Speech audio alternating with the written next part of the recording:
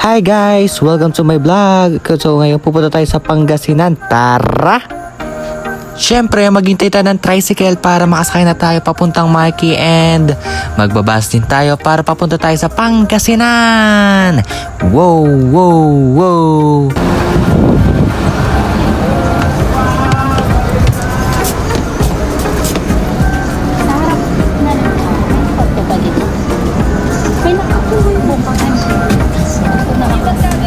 Record talaga. Ay!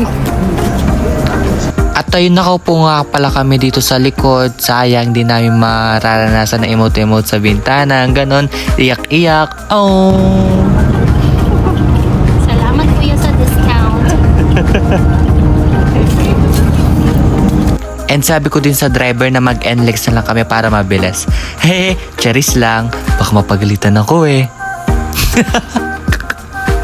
Pupunta nga pala kami sa pamilya ni Ate Roda sa Pangasinan. Ang dami-dami nilang mga pagkain doon.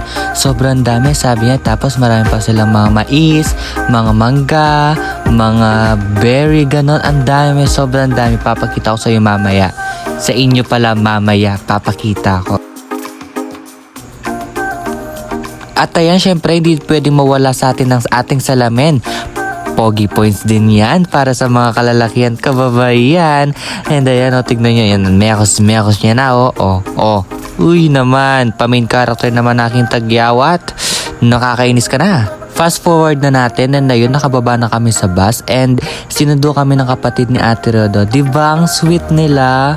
May pasundo-sundo pa silang nalalaman. Hindi na ako nakapag-video kanina, nakalimutan ko na yan. Dami na kasi namin bit-bit eh. And ayan, dito na kami sa Alpha Mart and malapit na lang daw to, sabi ni Ate Roda. Mga ilang minutes na lang nandiyan na tayo. And 3, 2, 1, ayan na. Hindi, joke lang. Atat ka masyado eh. Siyempre, wala pa. Eto pa lang. Ayan. Ang dami nilang tanim dyan banda dun sa likod. And may swimming pool din pala sila dyan. And ayan si Ate Rods. And nandito nga pala yung berry. Berry yung tawag dito. Sobrang dami. Sobrang daming berry dito. Oh my God. Hindi ko alam kung ano yung kukunin ko dyan. And kumuha na din ako isang plastic talaga. As in some plastic. And mangga. Sobrang daming mangga, ante. Mangga. Tapos ayan, mga pulutan namin. Ayan o. Siyempre, di tayo inom. Bawal uminom. And ayan o. Dami. Sarap ng bagoong talaga nila. Sarap, solid. Ang sarap ng bagoong. And gabi na pala dyan and nag-swimming din kami kaso hindi ko na na-video dahil na-lobat ng aking phone, cellphone. Kasi hindi naman ako umiinom. And ayan, mangga. Sarap po. Madilaw-dilaw pang ating mangga. Tapos bagoong sobrang anghang. Ang sarap. Kinabukasan na to and ito yung view nila sa labas. Tignan mo, tahimik. Gantong buhay. Ang sarap sa buhay kapag ganito sa bukid, no? And ayan, namimitas na kami ng mga berry. Tapos nakita ko to, akala ko swa. Hindi pala siya swa. Nakalimutan ko anong tawag dito. Tara, samahan niyo ako mamitas. So, kahit yung mga... Hi guys! Yung vlog ko nila.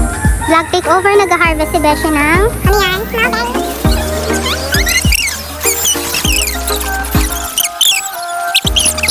And solid dito, ang dami nilang mga barel. Ang lalaki pa naman, no? Tignan mo, tinry ko tong isa, oh. Ang bigat niyan, siguro nasa 5 kilos yan. Ang bigat, solid. And may bala pala yan, ha. Kaso ayoko iputok. Ay, Diyos ko. Baka nasak, na tayo, kulungan na tayo pag nagkaganon. And eto pa yung isa yan, no? Kinuha ko din yung isa yan. Ang laki-laki niyan. Ayan, no? Mabigat din yan, siguro yan nasa 4 kilos yan. May bala din yan, ayun, tinutok na, oh. Ayan, no. Siguro pang yan, sa mga hayop siguro. Di ko alam yan, dami, 5, yun, pati pa dun sa sa loob, oh. And ito din yung pinakamabigat sa lahat. Ayan, no. Ang bigat-bigat niyan. Ayan, no. Ganda. And meron pa silang army dun sa likod kaso di ko na pinakita. Bebe.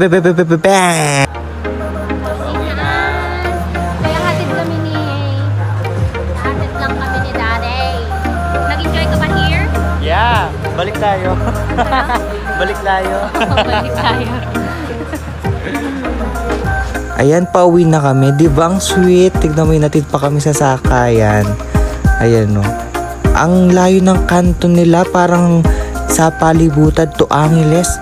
Grabe ang layo. And nandito na nga pala kami. Naghihintay ng bus para sa Cubao. And ayun, standing ovation tayo ngayon kasi puno ang bus natin for today's video. And finally, nakaupo din sobra. Finally, nakaupo din ako dyan. Ang sakit talaga ng tuhod ko. Tapos yung mga, ano ko dyan, yung tawag doon, hindi ako makatayo na maayos kasi naglaging pipreno, ganon. Tapos, ayan, nag-stop over muna kami para kumain or iwiwi, ganon. And tuloy ang biyahe.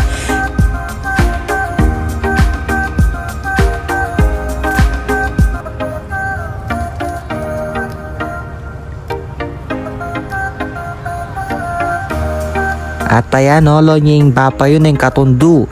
Ayan, no, katundu ng katundo. O, ano yung ipatutod makanyan? Numagalo ko.